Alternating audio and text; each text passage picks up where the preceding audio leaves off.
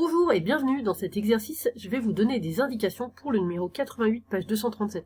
Les autres exercices, j'ai fait une autre vidéo, il y a le lien sous cette vidéo dans la description. Allons-y pour cet exercice. Alors je vous laisse lire l'énoncé, donc on a une équation différentielle. Première question, déterminer f de t. On sait que f vérifie l'équation différentielle y' plus 1 demi de y égale à 10. Alors j'ai juste placé de l'autre côté le 1 demi de y pour avoir l'équation du type y' égale ay plus b.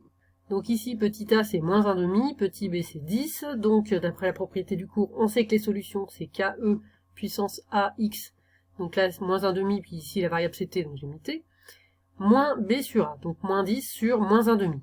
Moins 10 sur moins 1 demi, ça se simplifie, les moins déjà s'en vont, et puis 10 divisé par 1 demi, c'est pareil que 10 fois la fraction inverse, donc 2 sur 1. 10 fois 2, ça fait 20. Donc finalement, on obtient cette fonction. Dans cette question, on nous indique la condition initiale. Pour t égale à 0, la température c'est 220. Ça veut dire que f de 0 égale 220. Donc on remplace dedans. Ça fait ke puissance 0 plus 20, ça c'est la fonction f de t, égale à 220. E puissance 0 ça fait 1. Donc je vous laisse terminer pour trouver la valeur de k. Question 2. Bon bah sans trop vouloir spoiler, le résultat ici c'est celui que vous devez trouver à la question d'avant. J'imagine que le suspense était terrible. Maintenant étudiez les variations de f sur 0 plus l'infini.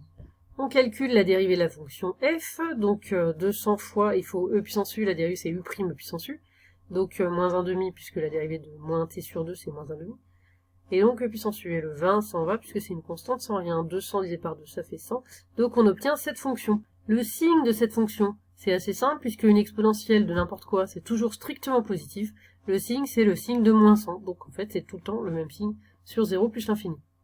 Toujours négatif donc, et donc la fonction f, elle est décroissante. Question B, la limite de la fonction f en plus l'infini. Donc là, on a une fonction composée, il faut d'abord regarder la limite de moins t sur 2 en plus l'infini.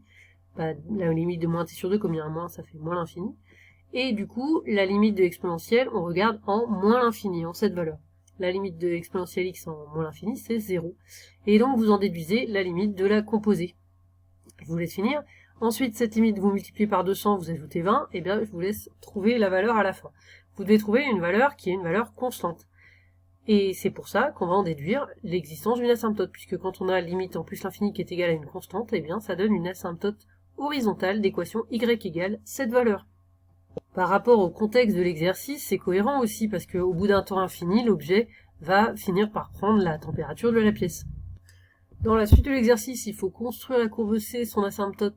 Alors bon, c'est à construire précisément, ça peut être quand même un petit peu long, je vous oblige pas à le faire. La question 3, vous pouvez essayer de le faire sur la calculatrice, c'est-à-dire essayer de voir à peu près une valeur approchée du moment où la température est à peu près 50 degrés, donc essayez de voir si vous arrivez à voir ça sur votre calculatrice. Mais de toute façon, nous allons trouver ce résultat par le calcul avec cette dernière question. Donc on cherche le moment où la température vaut 50 degrés, c'est-à-dire qu'on cherche t pour que f de t soit égal à 50. Alors j'ai remplacé avec l'expression de f de t, donc on a une équation avec l'exponentielle à résoudre. Je passe le 20 de l'autre côté, 50 moins 20, ça fait 30, je divise par 200, ça fait 30 sur 200, ça fait 0,15. Maintenant, il vous reste à passer ln à ln de chaque côté pour enlever l'exponentielle là ça fera ln de 0,15, et je vous laisse terminer pour trouver la valeur de petit t que vous pourrez mettre ensuite en heures et en minutes. Bon courage!